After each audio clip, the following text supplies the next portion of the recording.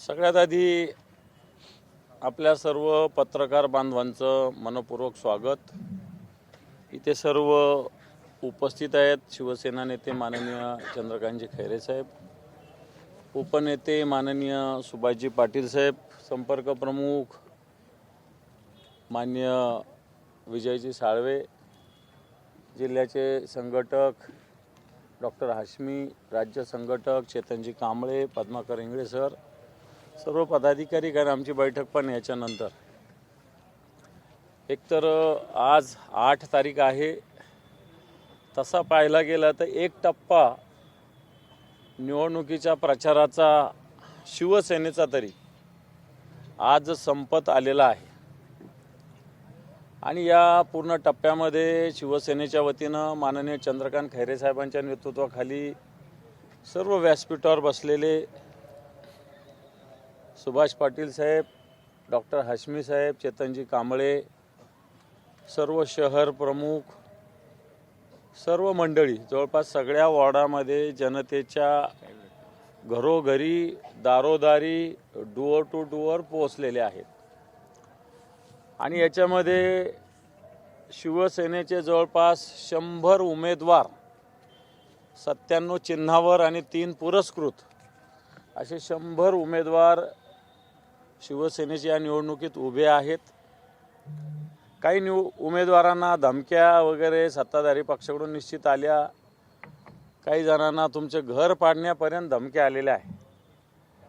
परंतु हे पहिल्या टप्प्यात झाल्यानंतर शिवसैनिक काही डगमगणारा नाही, ताकदीनं कामाला लागलेला आहे। आत्तापर्यंत सगळ्या कार्यालयाचे उद्घाटन, प्रचार फेऱ्या, पायी पदयात्रा अशा पद्धतीनं दौरे झालेले आहे। आज माननीय नितीनजी बानगुडे पाटील यांच्या 4 सभा या संभाजीनगरात, पूर्व, पश्चिम, मध्य आणि फुलंब्री अशा विभागामध्ये 4 सभा 4 ठिकाणी आज संध्याकाळी होत आहेत। सगळ्यात महत्त्वाचं, माननीय उद्धवजी ठाकरे साहेबांची सभा 10 तारखेला याच मैदानावर आयोजित केली, म्हणून तुम्हाला मुद्दाम मैदानावर बोलवलेलं आहे। कारण काही लोकांनी शिवसेना सभा घेणार नाही, मैदान भरणार नाही, लोक येणार नाही, फक्त घोषणा करतात अशा पद्धतीनं सुरुवातीपासून हेटाळणी केलेली आहे। परंतु त्यांना खुलं आव्हान आम्ही दिलं होतं की आम्ही 5 तारखेपासून तर 11 तारखेपर्यंत मैदान बुक केलेलं आहे। आमची तारीख कोणती फिक्स नाही, म्हणून आम्ही अशा पद्धतीने 1 आठवड्याचं मैदान बुक केलेलं होतं।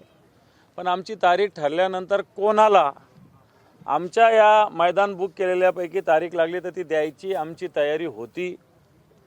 भारतीय जनता पार्टीचे खासदार भागवत कराड यांचा एकदा मला फोन आला होता की आम्हाला 1 दिवस हे मैदान देता येईल का, तर आम्ही हो देता येईल अशा पद्धतीनं सांगितलं होतं।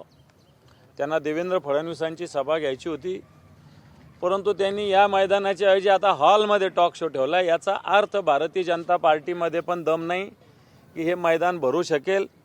आता काल ते आपल्या इथले पालकमंत्री आज काहीतरी मैदानाविषयी पुन्हा बोलले, तर मी त्यांनाही खुलं आव्हान देतो की हे मैदानावर आम्ही जे स्टेज ठेवले, खुर्च्या लावल्या, सगळ्या व्यवस्था जशाच्या तशा ठेवतो, तुम्ही या मैदानावर सभा घेऊन दाखवा, अशा प्रकारचं खुलं आव्हान त्यांना आम्ही शिवसेनेच्या माध्यमातून देतो। उद्धवजींची सभा परवा आहे, ही सभा विराट होईल, मोठी होईल। या सगळ्या निवडणुकीत शिवसेना वेगवेगळे मुद्दे घेऊन लढते। सभेच्या दिवशी शिवसेनेचा वचननामा प्रसिद्ध केला जाईल।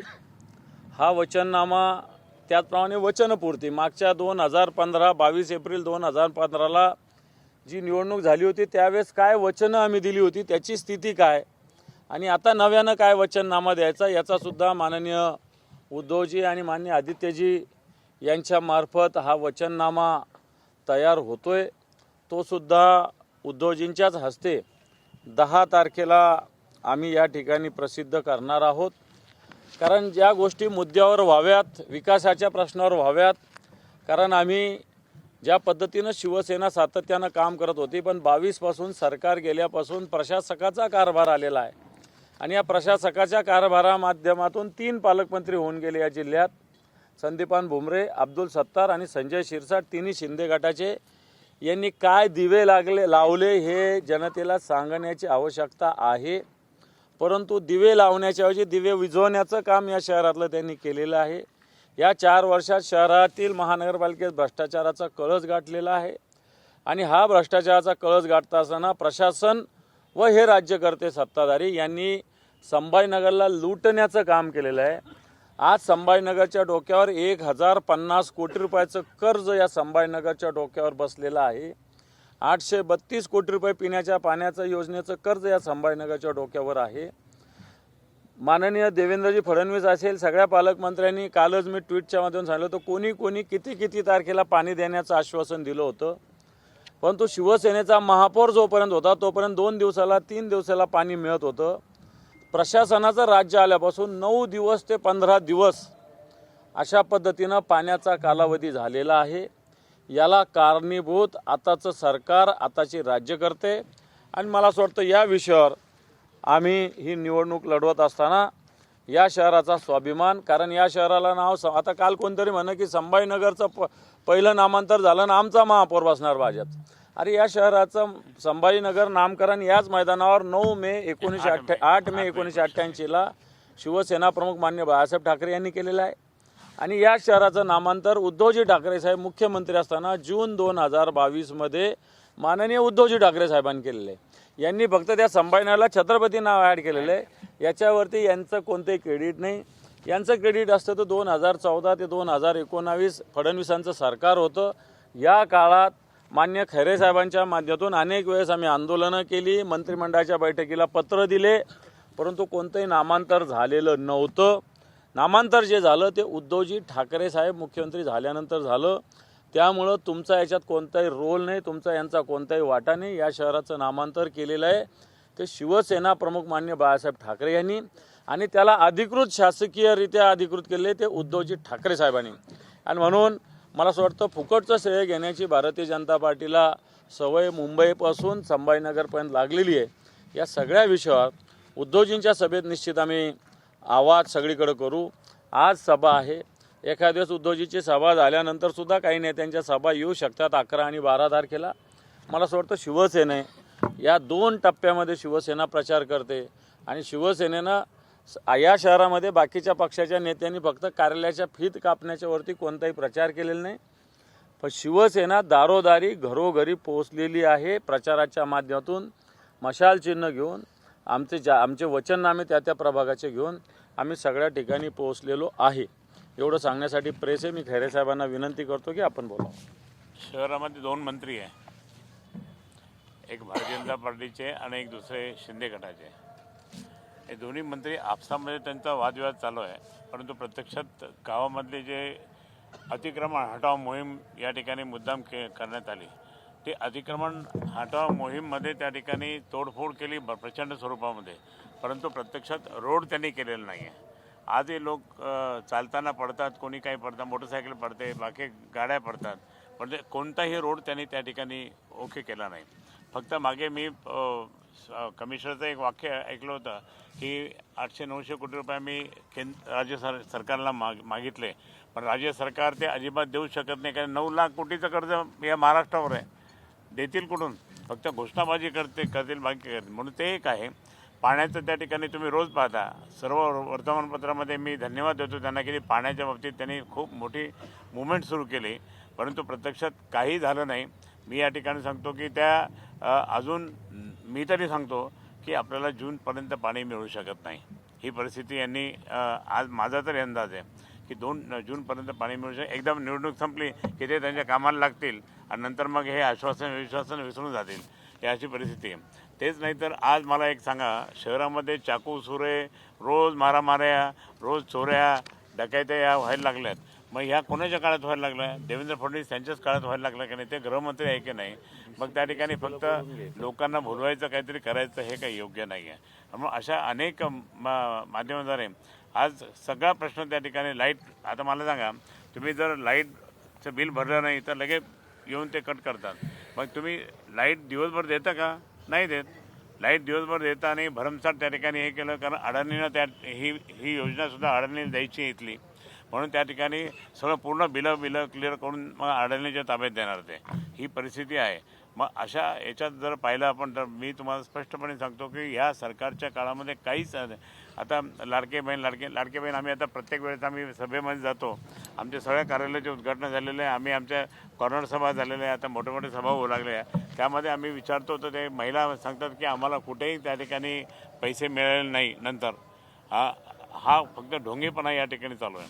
म्हणून या सगळ्या दृष्टिकोनातून पाहिलं तर हे सगळं ढोंगीपणा पूर्णपणे नष्ट करण्यासाठी शिवसेना पक्ष माननीय उद्धवजी ठाकरे साहेबांची 10 तारखेला जी सभा आहे ती जोरदारपणे सभा होईल. आणि म्हणून हे मैदान फक्त शिवसेना प्रमुखांचं मैदान आहे. तेच त्या ठिकाणी हे मैदान पूर्ण भरू शकतात. आणि आता माननीय उद्धव साहेबांच्या नेतृत्वाखाली अनेक वेळेस सभा इथं झाल्या, तेही भरलेलं आहे. आणि म्हणून आता मुंबईची 11 तारखेची सभा आहे दोन्ही बंधूंची. आणि त्या दृष्टिकोनातून आता वातावरण एकदम वेगळं व्हायला लागलं. मी तुम्हाला या ठिकाणी स्पष्ट सांगतो, मी काल सोलापूरला होतो. सोलापूरलासुद्धा त्या ठिकाणी अनेक जण त्या ठिकाणी अगदी म्हणत होते की आम्हाला काही पैसे मिळाले नाही, आम्हाला काही नाही.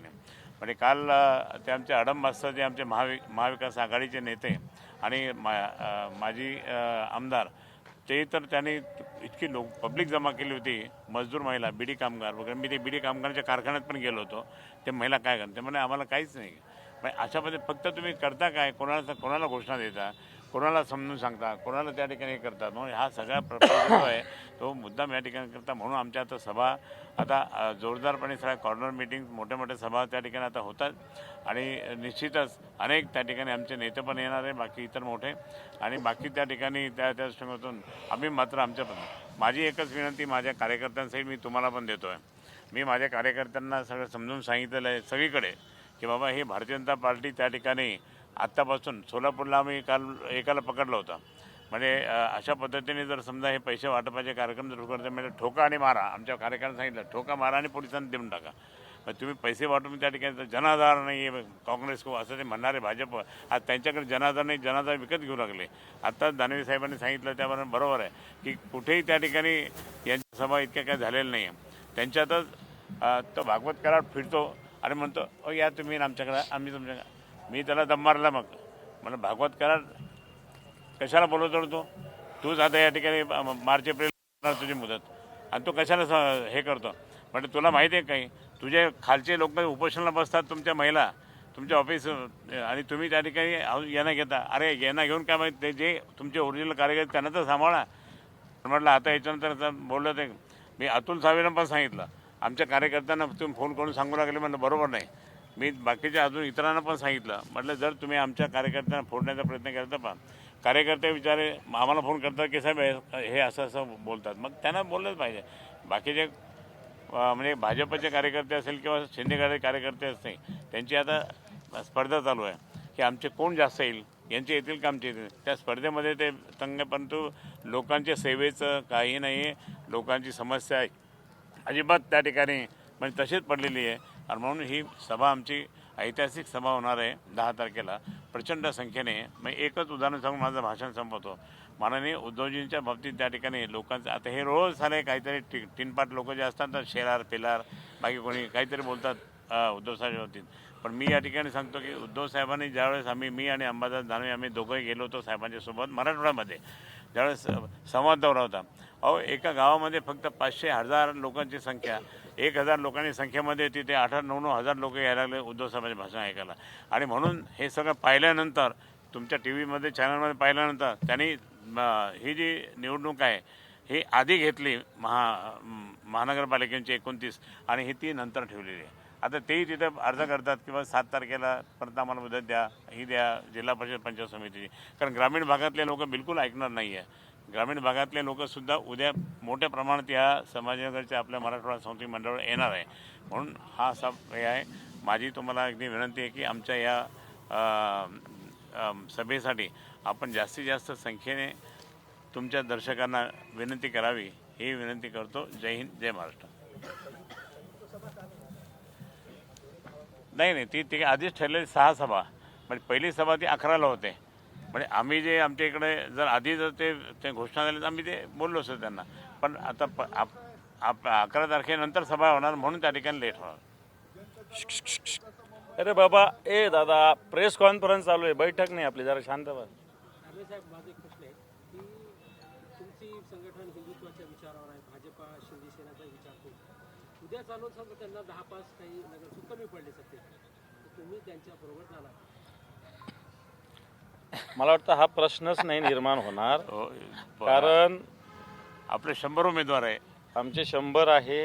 भारतीय जनता पार्टी, शिंदे गट आणि अजितदादा यांच्या सोबत कुठेही जाण्याचा प्रश्नच निर्माण होत नाही MIM आणि बरोबर याची जाणार. गरज पडणार नाही. आमची मेजॉरिटी येईल.